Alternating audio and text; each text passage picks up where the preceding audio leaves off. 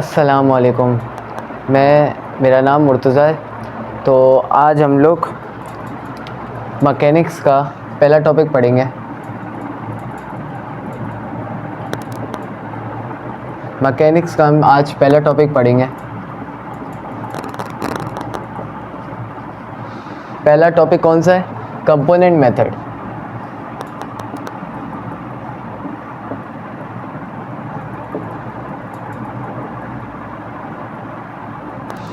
तो आज हम लोग पहला टॉपिक पढ़ेंगे अपना मैकेनिक्स का, जिसका नाम है कंपोनेंट मेथड।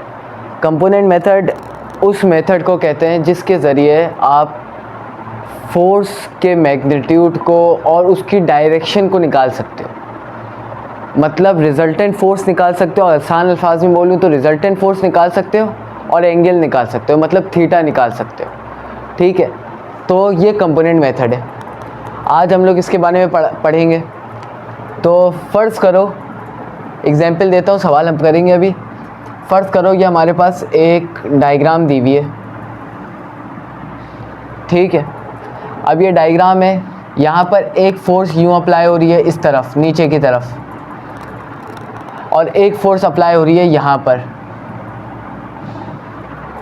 ठीक है, ऊपर वाले को कहते हैं पॉजिटिव वाई, नीचे वाले को कहते हैं नेगेटिव वाई, सीधे हाथ वाले को कहते हैं पॉजिटिव एक्स और इसको कहते हैं नेगेटिव एक्स। मैकेनिक्स की डायग्राम को बनाने के लिए और समझने के लिए आपको ये याद होना ज़रूरी है कि प्लस एक्स कहाँ आता है, माइनस एक्स कहाँ आता है, प्लस वाई कहाँ आता है और माइनस वाई कहाँ आता है। तो ये समझना ज़रूरी होता है। तो फ़र्ज़ करो यहाँ पर हमारे पास एक एंगल दिया हुआ है जिसको कहते हैं 30 ले लो, 30 डिग्री का एंगल दिया हुआ है। और फ़र्ज़ करो यहाँ पर एक एंगल दिया हुआ है 45 का। ठीक है, ये सिंपल डायग्राम हमें दी हुई है कि भाई इसके अंदर यहाँ पर ये F1 है और ये F2 है। तो ये हमारे पास डायग्राम है। इसके अंदर हमें सिंपल बताया जा रहा है कि भाई ये F1 है, F1 का हमें जो थीटा दिया हुआ है वो 30 दिया हुआ है, 30 दिया हुआ है, और जो F2 दिया हुआ है वो हमारे पास 45 दिया हुआ है। सही है। अब अगर फिज़िक्स का पहला रूल याद रखो, सही है। अब रूल नंबर 1,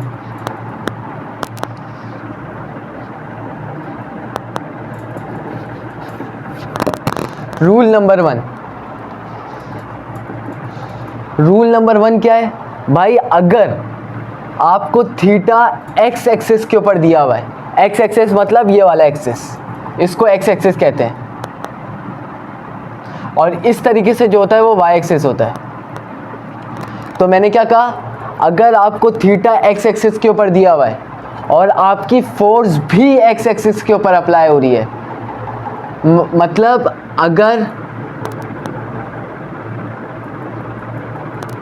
अगर थीटा और फोर्स दोनों एक ही एक्सिस के ऊपर हैं,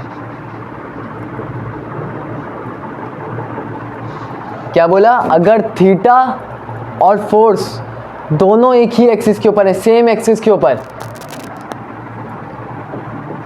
तब क्या लगता है? तब लगता है कॉस थीटा। इस बात को याद रखना ज़रूरी है। किसी भी मैकेनिक्स के अंदर किसी भी सवाल करने से पहले आपको ये पता होना चाहिए कि कॉस कब लगेगा और साइन कब लगेगा। कुछ लोग समझते हैं कि भाई अगर एक्स एक्सिस के ऊपर बात हो रही है तो कॉस लगा दो, वाई पे बात हो रही है तो साइन लगा दो। ऐसा नहीं होता, यहाँ पे रूल अप्लाई होता है। रूल क्या है कि भाई अगर थीटा और फोर्स दोनों एक ही एक्सिस के ऊपर अप्लाई हो रही हैं तो क्या लगेगा? कॉस लगेगा। अब रूल नंबर 2, दूसरा रूल क्या है? अगर थीटा और फोर्स डिफरेंट एक्सिस के ऊपर हैं,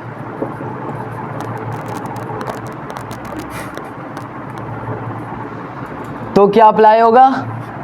साइन। फिर साइन थीटा लगेगा। समझाता हूं। अब इस डायग्राम को देखो, यहाँ पे F1 दिया हुआ है। अब अगर F1 यानी फोर्स, ये जो पहली फोर्स अप्लाई हो रही है, इसको देखो तो तुम्हें लगेगा कि भाई ये तो ना y पे जा रही है ना x पर है, ये तो कहीं बीच में है। तो इसके ऊपर क्या अप्लाई करें? इसके ऊपर कॉस लगेगा, साइन लगेगा। जबकि थीटा अगर देखो तो थीटा एक्स एक्सिस के ऊपर अप्लाई हो रहा है, मगर फोर्स का कोई पता नहीं है। वाई पर भी अप्लाई हो सकता है, एक्स के ऊपर भी हो सकता है। तो इसके अंदर क्या होता है, अब तीसरा रूल समझो। अब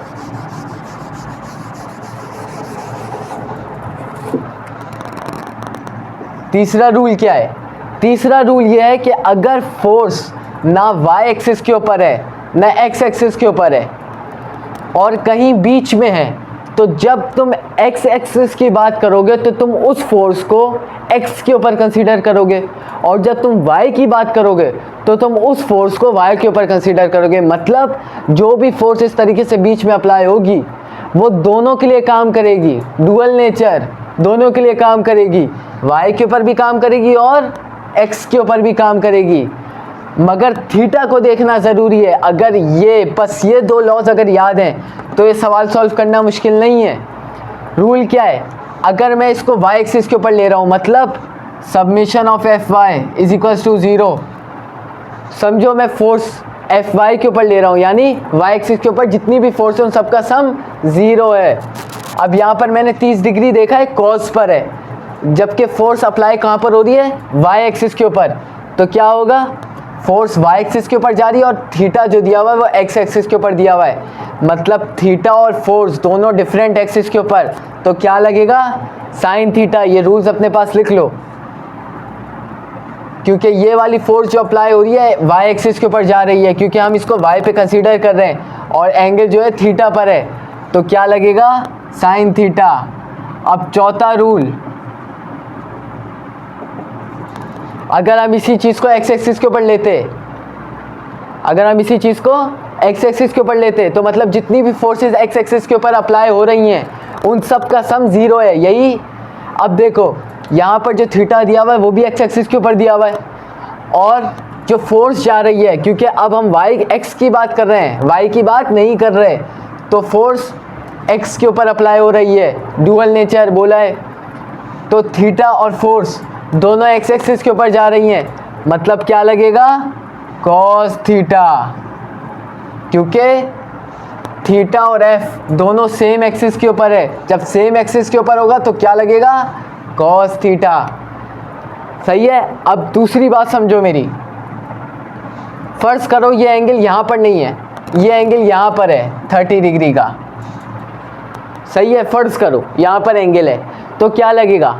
अब देखो ये वाली फोर्स अगर तुम वाई एक्सिस के ऊपर बात करते हो, इसको भूल जाओ, इसको भूल जाओ, वाई एक्सिस के ऊपर सिर्फ बात कर रहे हैं अभी हम लोग। जब एंगल यहाँ पर दिया हुआ है, अब तुम देख रहे हो कि एंगल यहाँ पर नहीं है, यहाँ पर है, मतलब वाई एक्सिस के ऊपर एंगल है। अब फोर्स भी वाई एक्सिस के ऊपर जा रही है, एंगल भी वाई एक्सिस के ऊपर है, तो यहाँ पर भी क्या लगेगा, जब थीटा और फोर्स दोनों सेम एक्सिस के ऊपर है तो क्या लगेगा, कॉस थीटा। अगर हम सबमिशन ऑफ एफ एक्स ले लें तो तुम देखोगे कि फोर्स अप्लाई हो रही है एक्स एक्सिस के ऊपर और थीटा दिया हुआ है वाई एक्सिस के ऊपर, तो यहाँ पे क्या लगेगा, साइन थीटा, क्योंकि थीटा और फोर्स दोनों डिफरेंट एक्सिस के ऊपर हैं।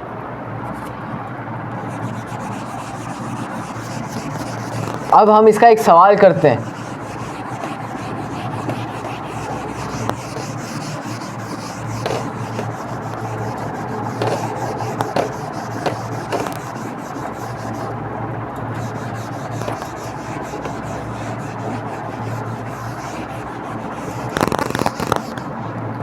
अब इसका एक सवाल करते हैं हम। भाई फर्ज करो सवाल में उसने पूछा हुआ है, सवाल में उसने बोला हुआ है कि भाई डिटरमाइन करो resultant force.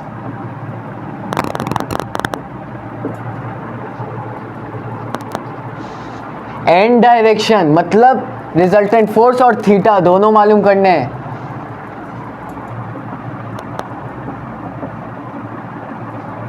of the given figure।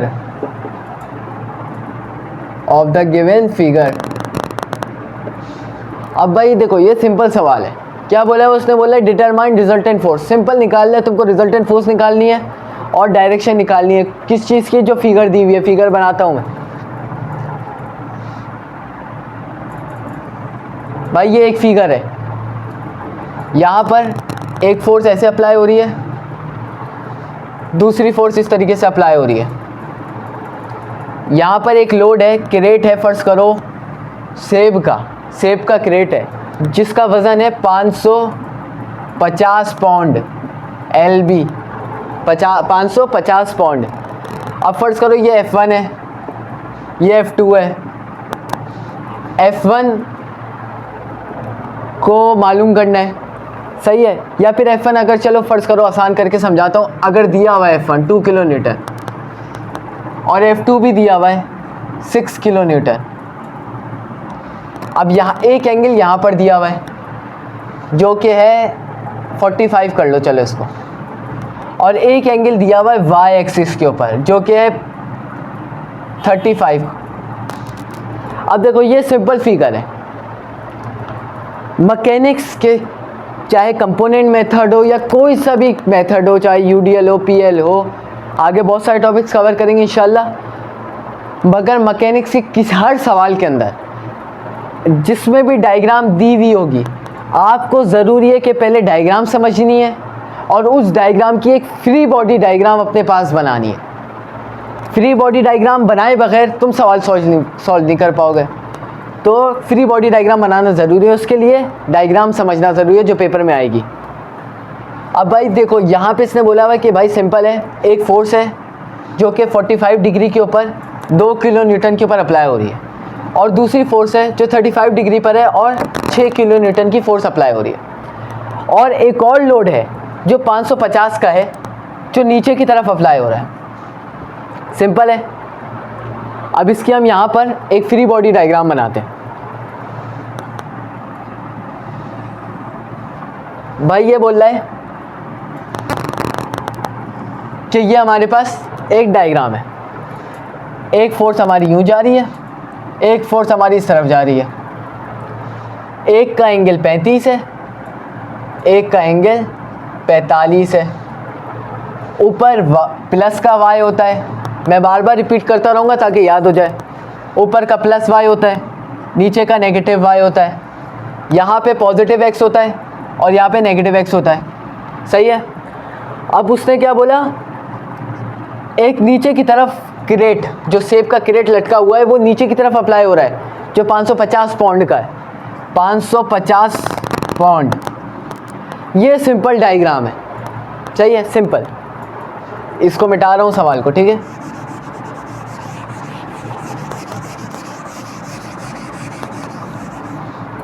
ये सिंपल एक डायग्राम है, ठीक है। हमने ये फ्री बॉडी डायग्राम बना ली। अब हम लोग सवाल सॉल्व करेंगे। अब देखो कंपोनेंट मेथड का सवाल सॉल्व करने का एक छोटा सा रूल है, आसान है। रूल ये है कि जितनी भी फोर्सेस एक्स एक्सिस के ऊपर अप्लाई हो रही हैं, पहले या तो उनको ले लो, यानी या तो पहले समेशन ऑफ एफ एक्स ले लो, चाहो तो समेशन ऑफ एफ वाई ले लो, मगर दोनों को लेना ज़रूरी होगा क्योंकि तुम्हें क्या निकालना है, रिजल्टेंट फोर्स। और रिजल्टेंट फोर्स का फॉर्मूला क्या होता है, F R is equals to under root F1 plus F2, F1 square plus F2 का होल स्क्वायर। भाई देखो ये रिजल्टेंट फोर्स का फॉर्मूला होता है। अब इसके लिए तुमको F1 और F2 दोनों निकालना ज़रूरी है। अगर दी हुई हो तो ठीक है। अब जैसे मैंने यहाँ पे मैंने जो सवाल आसान करके लिखा था उसके अंदर हमें दी हुई है, जैसे ये 2 किलो न्यूटन दी हुई थी और ये 6 किलो न्यूटन दी हुई है, सही है। अक्सर दी हुई नहीं होती, निकालनी पड़ती है, ठीक है।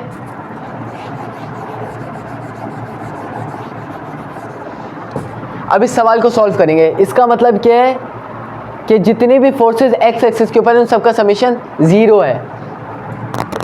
F R X is equals to, पहले कौन सी फोर्स अप्लाई हो रही है, F1 को पहले लोगे। अब ये F1 किस तरफ जा रही है, अब हम एक्स एक्सिस को कंसीडर कर रहे हैं। ये फोर्स इस तरीके से अप्लाई हो रही है, पहले F1 जो कि एक्स एक्सिस के ऊपर जा रही है, सही है।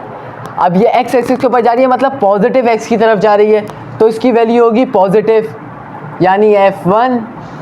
अब देखो यहाँ पर थीटा जो दिया हुआ है वो भी एक्स एक्सिस के ऊपर दिया हुआ है और फोर्स भी एक्स एक्सिस के ऊपर जा रही है। मतलब पहला रूल क्या था, थीटा और फोर्स जब सेम होंगी, सेम एक्सिस के ऊपर अप्लाई होंगी तो कॉस थीटा लगेगा। तो यहाँ पे लग गया कॉस थीटा। अब देखो, अब ये F2 है, F2 जा रहा है नेगेटिव एक्स की तरफ, नेगेटिव एक्स की तरफ। अब नेगेटिव एक्स की तरफ जब जा रहा है तो यहाँ पर क्या साइन आ जाएगी, नेगेटिव, क्योंकि हम F2 की अब बात कर रहे हैं, F2। अब देखो यहाँ पर जो फोर्स है वो तो जा रही है भाई माइनस एक्स की तरफ, मगर जो एंगल है वो तो y पे दिया हुआ है। तो क्या आ जाएगा, रूल नंबर 2, क्या बोला था मैंने रूल नंबर 2 के अंदर, क्या लिखवाया था कि जब फोर्स और थीटा दोनों अलग अलग एक्सिस के ऊपर हों, डिफरेंट एक्सिस के ऊपर हों, तो क्या अप्लाई होता है, साइन थीटा।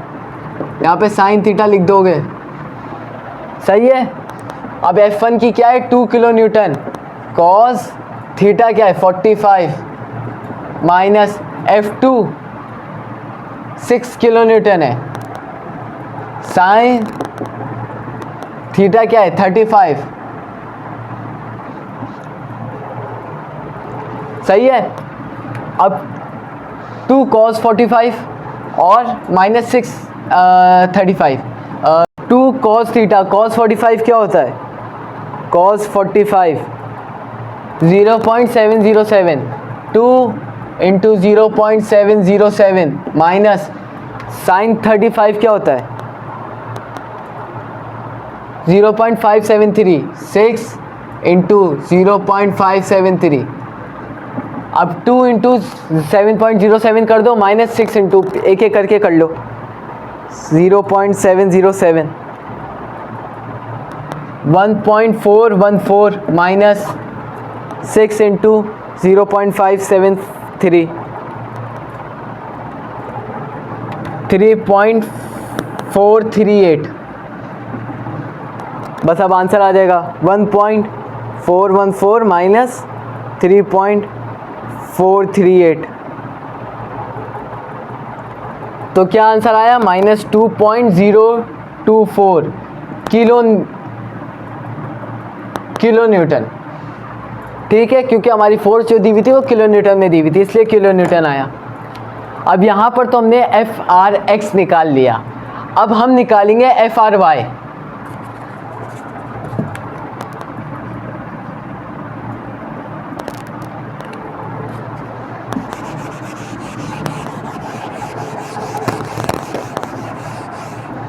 अब हम निकालेंगे FRY। पहले समेशन निकालेंगे ना, summation of FY, summation of FY is equals to 0, FRY is equals to, अब जितने भी फोर्सेस y एक्सिस के ऊपर जा रही हैं उनको कंसीडर करोगे। अब देखो F1 जो जा रही है वो पॉजिटिव y की तरफ जा रही है, मगर एंगल x एक्सिस के ऊपर है, तो रूल नंबर 2 अप्लाई होगा, F1 साइन थीटा। अब देखो F2 जो है वो भी पॉजिटिव y की तरफ जा रही है, तो पॉजिटिव F2, क्योंकि पॉजिटिव की तरफ जा रही है इसलिए पॉजिटिव लगाया हमने जब भी प्लस साइन आया, F2। अब देखो यहाँ पर जो हमारी फोर्स है वो भी y के ऊपर जा रही है, थीटा भी y के ऊपर है, तो कॉस लगेगा। अब F1 क्या है, हमारे पास 2 है, साइन 45 प्लस 6 कॉस 35, तो आंसर निकाल लोगे डायरेक्ट।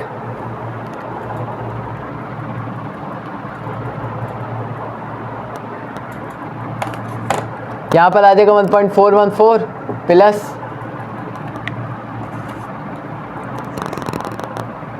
cos 35, यहाँ पर आ जाएगा 4.914,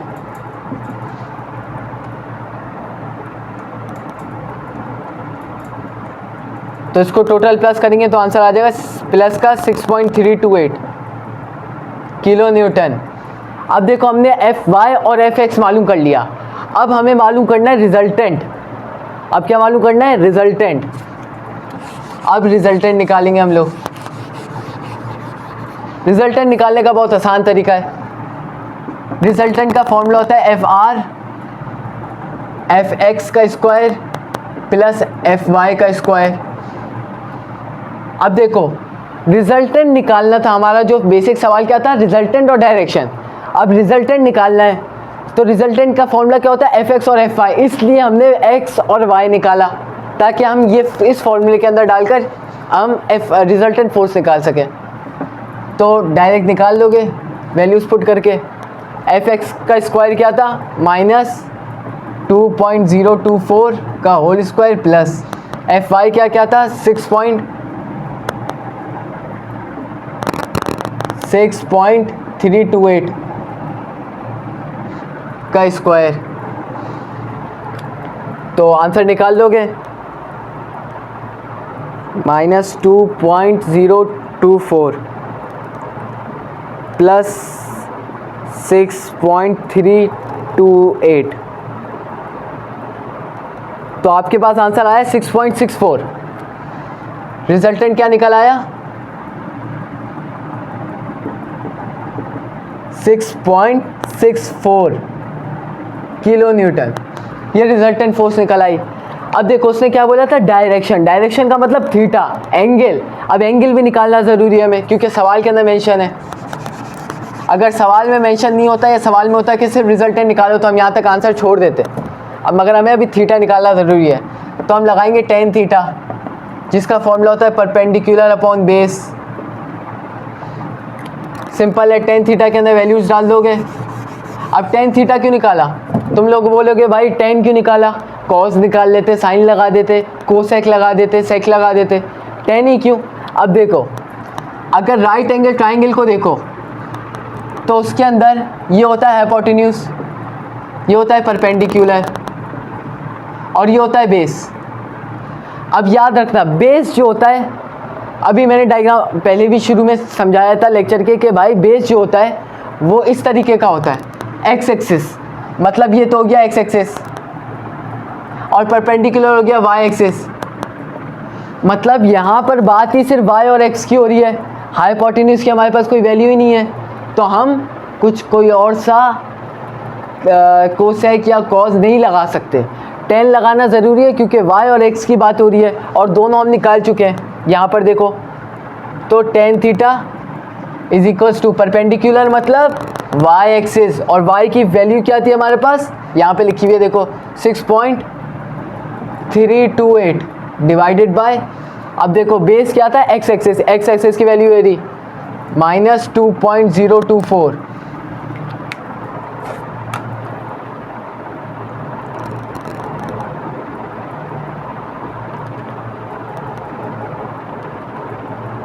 -2.024,